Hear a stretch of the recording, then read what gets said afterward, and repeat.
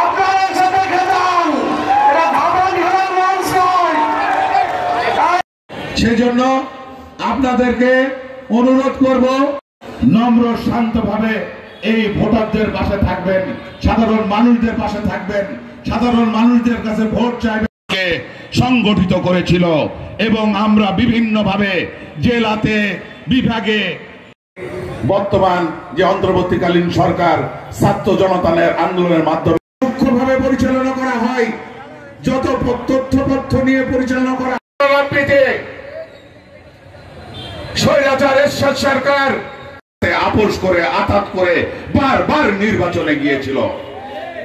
সেই জিয়াউর রহমানের রক্ত বইছে জনাব তারেক মুহূর্তে সিপাহী জনতার বিপ্লবের মাধ্যমে শহীদ।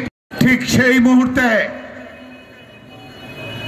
একটি ঘটনার ভিতর দিয়ে এই 17 বছর কারা এই সংগঠন করে এসেছে, এই 17 বছর সাধারণ মানুষের পাশে কারা ছিল, এই 17 বছর যারা নির্বিচারে জেলে গিয়েছে, গায়েবী মামলা খেয়েছে, নাশকতার মামলা খেয়েছে, যাদের চুয়াডাঙ্গা জেলখানায়